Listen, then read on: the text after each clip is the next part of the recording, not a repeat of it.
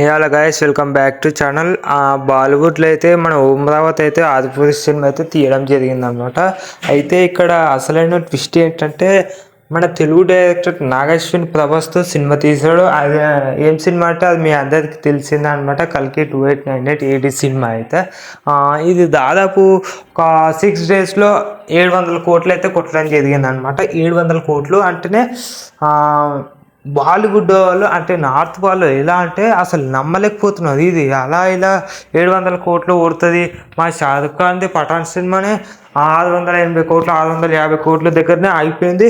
మీ బోర్డుది 700 కోట్లు కొడుతుందా? అంత దమ్ముందా? మా బోడే కొట్టలేడు అంటుండు. అంటే ఇక్కడ ఏంటంటే షారుఖ్ ఖానే పెద్ద తోపు. అంటే షారుఖ్ ఖాన్ ఒక్కడే ఇంత కొట్టి కలెక్షన్స్ సత్తా ఉన్న దమ్మున్న మొగుడు అని చెప్పేసి బాలీవుడ్ వాళ్ళు ఒక్కలాగా వదులుతున్నారని మనకి ఇక్కడ తెలియజేస్తుంది అనమాట. అంటే మా ప్రభాస్ కొట్టలేడా? మా ప్రభాస్ తోపు కాదా? మీ షారుఖ్ ఖాన్ ఒక్కడే తోపా? ఇక మా ప్రభాస్ కూడా కొట్టే సత్తా కలిగే దమ్ముందనమాట. ఓకేనా? మీరు అర్థం చేసుకోవాలి బాలీవుడ్ నా కొడుకులు. మన సౌత్ వాళ్ళు కూడా ఇలాగే ఉండాలి. ఓకేనా? ఏం చేయాలంటే వాళ్ళు బాలీవుడ్ సినిమాలు ఏవైతే ఉంటాయో అలా అన్నిటిని మనం కూడా ట్రోల్ చేయాలన్నమాట. ట్రోల్ చేస్తే అప్పుడు కానీ మనం అట్లా కాదే. ఏ సినిమా కంటెంట్ మంచిగా ఉంటే ఆ సినిమాని మనం ఆదరిస్తాం. అలా చేయొద్దు. బాలీవుడ్ వాళ్ళని ఎప్పటికీ మనం ట్రోల్ చేయాల్సిందే అనమాట. ఎందుకంటే వాళ్ళు ఏమో చేస్తే ఒప్పు మనం చేస్తే తప్ప అలా ఏం లేదు. చేసేద్దాం, అస్సలు తగ్గద్దు అనమాట. 700 కోట్లు అంటే మామూలు మాట కాదు.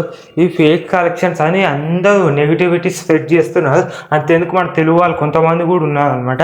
ఇంత మంచి మహాభారతం రిఫరెన్స్ తీశారు, ఇంత బాగుంది. ఆదిపురుష్ టైంలో అయితే ఒక్కొక్కడైతే అమరావతిని బయటకు వస్తే నరికేస్తామని అన్నోళ్ళు ఇప్పుడేమో ఈ నాగశ్విన్ డైరెక్టర్ ఇలా చేస్తే మీకు తప్పైపోయిందా? కానీ నార్త్లో కొంతమంది కృష్ణ క్యారెక్టర్ కోసమైనా మహాభారతం రిఫరెన్స్ కోసమైనా వెళ్తున్నారు సినిమాకి. అయితే చాలా గ్రేట్నెస్ అని చెప్పుకోవచ్చు. కానీ ఇక్కడ మన ఫేక్ కలెక్షన్స్ అని చెప్పడం ఏదైతే ఉందో కుక్కలాగా అది నాకైతే అసలు నచ్చలేదు.